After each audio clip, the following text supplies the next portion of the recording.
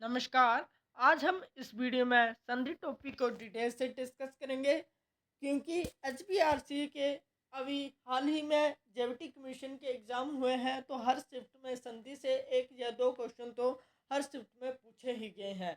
तो आज हम इस वीडियो में संधि को डिटेल से डिस्कस करेंगे क्योंकि आपके जितने भी एचपीआरसी के एग्ज़ाम होंगे, चाहे आप जेओआईटी का दे लो, चाहे आप पंचायत सचिव या एच पटवारी का एग्ज़ाम दोगे, तो वहाँ पर संधि के क्वेश्चन तो अवश्य ही देखने को मिलेंगे। तो आज हम इस वीडियो में संधि को डिटेल से डिस्कस करेंगे और इसे हम ट्रिक से जानेंगे कि संधि को कैसे पहचाना जा सकता है और क्वेश्चन को कैसे हल किया जाता है।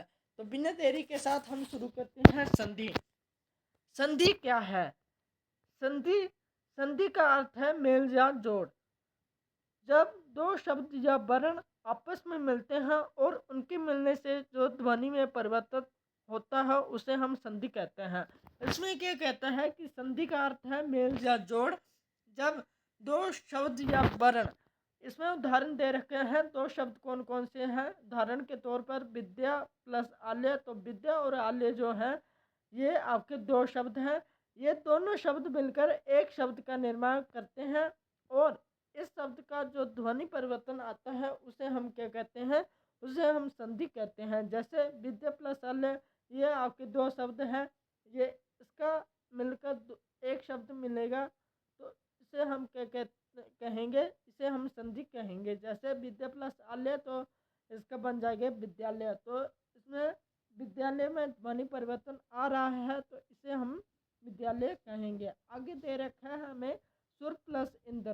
तो सुर और इंद्र जो है ये भी आपके दो शब्द हैं। दो शब्द मिलकर एक शब्द का निर्माण हो रहा है और इसमें परिवर्तन हो रहा है, तो परिवर्तन होकर एक शब्द बनेगा। इसे हम क्या कहेंगे? सुरेंद्र कहेंगे। तो ये भी आपकी क्या है? ये भी आपकी संधि है। यहाँ दो शब्द के मिलने से ध्वनि बदल गई है तो इसे हम क्या कहेंगे? संधि कहते हैं। आगे चलते हैं कि संधि के कितने प्रकार हैं।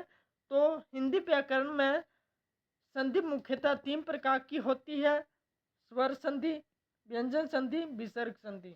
तो आज हम इस वीडियो में स्वर संधि को डिटेल से डिस्कस करेंगे और इसके कुछ महत्वपूर्ण प्रश्नों को डिटेल से डिस्कस करेंगे क्योंकि आपकी आने वाली आगामी परीक्षा के लिए हेल्पफुल साबित होंगे। तो सबसे पहले हम देख लेते हैं कि स्वर संधि क्या होती है। स्वर संधि जब दो स्वरों के मिलने में जो परिवर्तन होता है उसे हम क्या कहते हैं? उसे हम स्वर संधि कहते हैं। स्वर संधि मुख्यतः पांच प्रकार की होती है। पांच प्रकार की कौन कौन सी?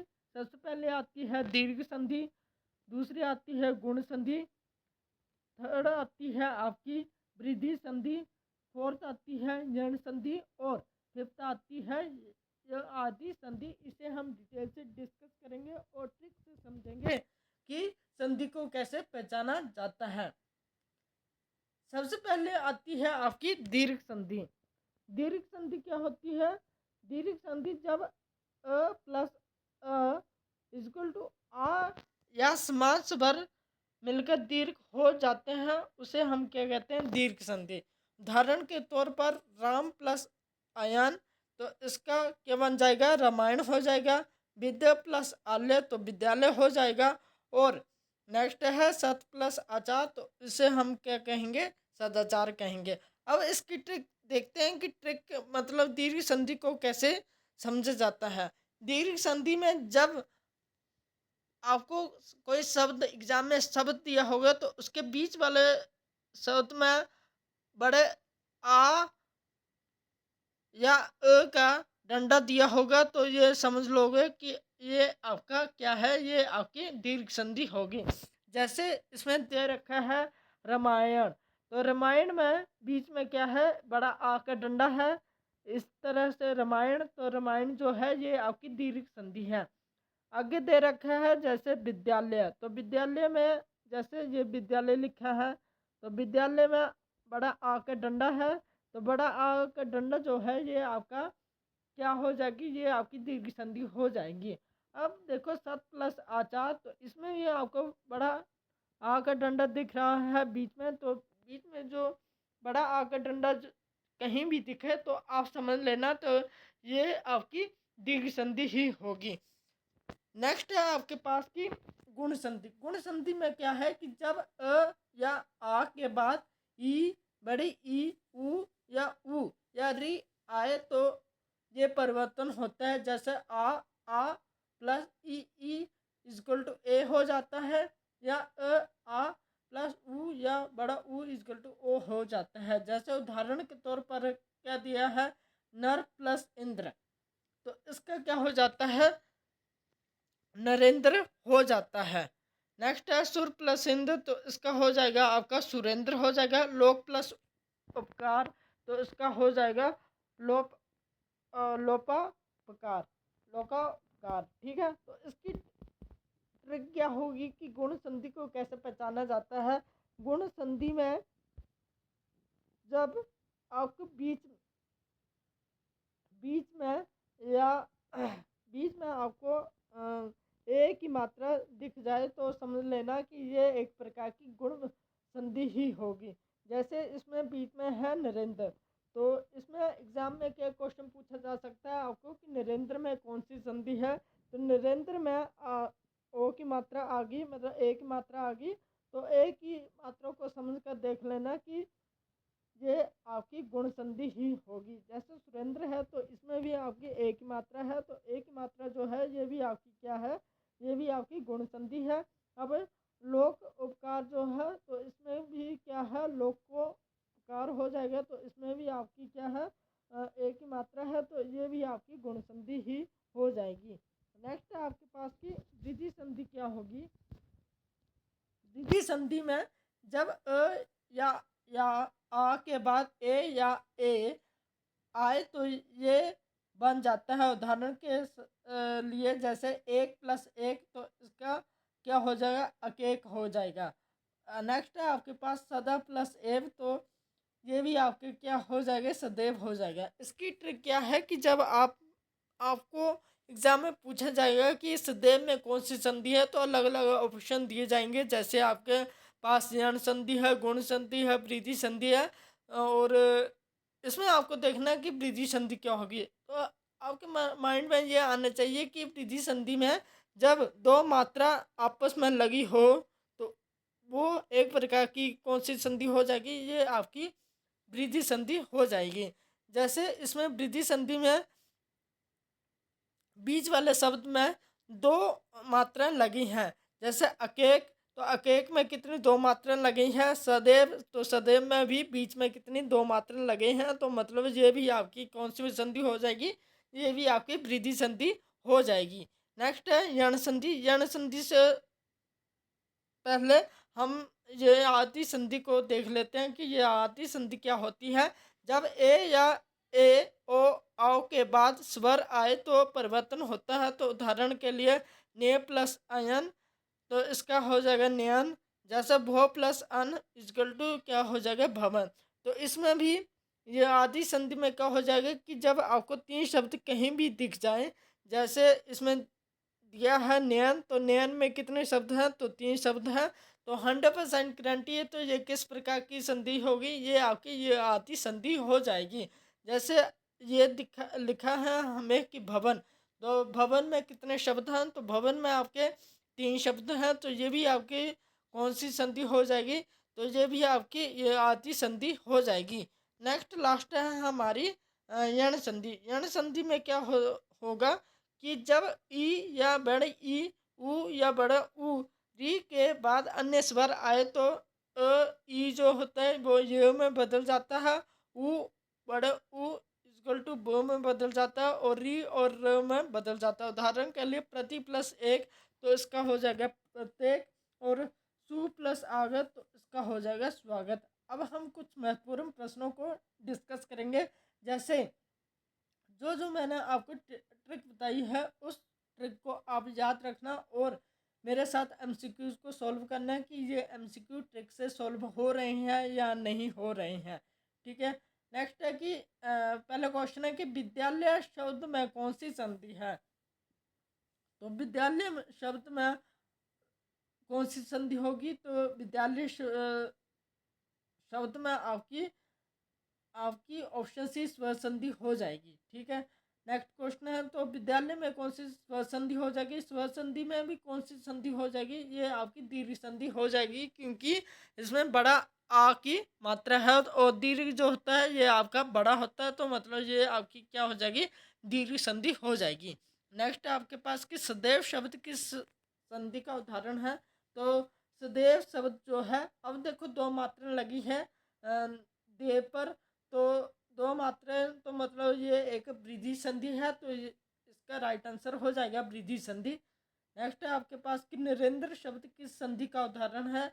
तो इसमें एक मात्रा लगी है, तो इसे हम क्या कहेंगे, इसे हम ऑप्शन सी गुण यण संधि कहेंगे। नेक्स्ट है कि प्रत्येक शब्द किस संधि का उदाहरण है। तो प्रत्येक शब्द जो है ये आपकी यण संधि का उदाहरण है, तो इसका राइट आंसर हो जाएगा आपके पास ऑप्शन सी यण संधि। नेक्स्ट है कि सज्जन शब्द किस संधि का उदाहरण है। तो सज्जन शब्द जो है ये आपका व्यंजन संधि का उदाहरण है, तो इसका राइट आंसर हो जाएगा आपके पास ऑप्शन बी व्यंजन संधि। नेक्स्ट है मनोहर शब्द किस संधि का उदाहरण है। तो मनोहर शब्द जो है ये आपके विसर्ग संधि का उदाहरण है, तो इसका राइट आंसर हो जाएगा आपके पास ऑप्शन बी विसर्ग संधि। नेक्स्ट है कि लोकोपकार शब्द में कौन सी संधि है। तो ये है आपकी गुण संधि, तो इसका राइट आंसर हो जाएगा आपके पास ऑप्शन ए गुण संधि। नेक्स्ट है आपके पास कि रामायण शब्द में कौन सी संधि है। तो रामायण शब्द में कौन सी संधि होगी, तो ये आपकी दीर्घ संधि होगी, तो इसका राइट आंसर हो जाएगा आपके पास ऑप्शन बी दीर्घ संधि। नेक्स्ट है कि जगन्नाथ शब्द किस संधि का उदाहरण है। तो जगन्नाथ शब्द जो है ये आपका व्यंजन संधि का उदाहरण है, तो इसका राइट आंसर हो जाएगा आपके पास ऑप्शन है व्यंजन संधि। नेक्स्ट है स्वागत शब्द किस संधि का उदाहरण है। तो स्वागत शब्द जो है ये आपका यण संधि का उदाहरण है, तो इसका राइट आंसर हो जाएगा आपके पास ऑप्शन बी यण संधि। नेक्स्ट है दुख शब्द किस संधि का उदाहरण है। तो दुख शब्द जो है ये आपका विसर्ग संधि का उदाहरण है, तो इसका राइट आंसर हो जाएगा आपके पास ऑप्शन है विसर्ग संधि। नेक्स्ट है सुरेंद्र शब्द किस संधि का उदाहरण है। तो सुरेंद्र शब्द जो है ये आपकी गुण संधि का उदाहरण है, तो इसका राइट आंसर हो जाएगा आपके पास ऑप्शन है गुण संधि। नेक्स्ट है उच्चारण शब्द किस संधि का उदाहरण है। तो उच्चारण शब्द जो है ये आपकी व्यंजन संधि का उदाहरण है, तो इसका राइट आंसर हो जाएगा आपके पास ऑप्शन है व्यंजन संधि। नेक्स्ट है सदाचार शब्द किस संधि का उदाहरण है। तो सदाचार में आ की मात्रा लग रही है, तो मतलब ये दीर्घ हो जाएगी, तो इसे हम दीर्घ संधि कहेंगे, तो इसका राइट आंसर हो जाएगा आपके पास ऑप्शन भी दीर्घ संधि। नेक्स्ट है कि तपोभूमि शब्द किस संधि का उदाहरण है। तो तपोभूमि शब्द जो है ये आपकी विसर्ग संधि का उदाहरण है, तो इसका राइट आंसर हो जाएगा आपके पास ऑप्शन बी विसर्ग संधि। नेक्स्ट है कि प्रत्येक शब्द में कौन सी संधि है। तो प्रत्येक शब्द में आपकी यण संधि है। यण संधि में आपकी एक मात्रा ऊपर लगती है, तो इसे हम यण संधि कहेंगे, तो इसका राइट आंसर हो जाएगा आपके पास ऑप्शन ए बी यण संधि। नेक्स्ट है कि सदैव शब्द का संधि विच्छेद क्या होगा। तो सदैव सदा प्लस एव हो जाएगा, तो इसका राइट आंसर हो जाएगा आपके पास ऑप्शन है सदा प्लस एव। नेक्स्ट है नरेंद्र शब्द संधि विच्छेद क्या होगा। तो ये हो जाएगा आपके पास नर प्लस इंद्र, तो इसका राइट आंसर हो जाएगा आपके पास ऑप्शन ए नरेंद्र हो जाएगा। नेक्स्ट है कि लोकोपकार का संधि विच्छेद क्या है। तो लोकोपकार का संधि विच्छेद जो हो जाएगा वो आपका लोक प्लस उकार हो जाएगा, तो इसका राइट आंसर हो जाएगा आपके पास ऑप्शन ए। नेक्स्ट है जगन्नाथ में कौन सी संधि है। तो ये हो जाएगी आपके पास ऑप्शन बी व्यंजन संधि। नेक्स्ट है मनोहर का संधि विच्छेद क्या है। तो मनोहर का संधि विच्छेद जो हो जाएगा वो मन प्लस हर हो जाएगा, तो इसका राइट आंसर हो जाएगा आपके पास ऑप्शन बी मन प्लस हर। नेक्स्ट है कि रामायण का संधि विच्छेद क्या होगा। तो रामायण का संधि विच्छेद जो हो जाएगा वो राम प्लस आयन हो जाएगा, तो इसका राइट आंसर हो जाएगा आपके पास option A Ram plus Ayan. Next है कि सुरेंद्र में कौन सी संधि है। तो सुरेंद्र में आपकी गुण संधि है, तो इसका राइट आंसर हो जाएगा आपके पास ऑप्शन बी गुण संधि। नेक्स्ट है कि सज्जन शब्द का संधि विच्छेद क्या है, तो सज्जन शब्द का संधि विच्छेद जो है वो सत प्लस जन है, तो इसका राइट आंसर हो जाएगा आपके पास ऑप्शन भी सत प्लस जन। नेक्स्ट है कि दुख शब्द में कौन सी संधि है, तो दुख शब्द में आपकी विसर्ग संधि है, तो इसका राइट आंसर हो जाएगा आपके पास ऑप्शन भी विसर्ग संधि। नेक्स्ट है तपो भूमि का संधि विच्छेद क्या हो जाएगा, तो तप प्लस भूमि हो जाएगी, तो इसका राइट आंसर हो जाएगा आपके पास ऑप्शन बी। नेक्स्ट है प्रत्येक का संधि विच्छेद क्या हो जाएगा, तो प्रत्येक का संधि विच्छेद प्रति प्लस एक हो जाएगा, तो इसका राइट आंसर हो जाएगा आपके पास ऑप्शन है प्रति प्लस एक। नेक्स्ट है कि विद्यालय का संधि विच्छेद क्या हो जाएगा, तो इसका हो जाएगा आपका विद्या प्लस आलय, तो विद्यालय जो है ये आपकी विसर्ग सॉरी ये आपकी दीर्घ संधि हो जाएगी और ये स्वर संधि में आएगी, तो इसका राइट आंसर हो जाएगा आपके पास ऑप्शन ए। नेक्स्ट कि रामायण का संधि विच्छेद क्या हो जाएगा, तो रामायण का संधि विच्छेद रामायण का संधि विच्छेद जो होगा राम प्लस आयन हो जाएगा, और ये आपकी कौन सी संधि हो जाएगी, ये आपकी दीर्घ संधि हो जाएगी। नेक्स्ट आपके पास सदाचार का संधि विच्छेद क्या है, सदाचार का संधि विच्छेद जो है ये आपका सदा प्लस आचार है, तो इसका राइट आंसर हो जाएगा आपके पास ऑप्शन ए सत प्लस आचार। नेक्स्ट है स्वागत का संधि विच्छेद क्या हो जाएगा, तो स्वागत का संधि विच्छेद जो हो जाएगा सु प्लस आगत हो जाएगा। वीडियो के अंत में यही कहूँगा कि अगर ये वीडियो आपको एग्जाम के पॉइंट ऑफ व्यू से थोड़ी सी भी हेल्पफुल लगी हो तो वीडियो को प्लीज़ लाइक शेयर सब्सक्राइब करना ना भूलें। Thank you. जय हिंद जय हिमाचल।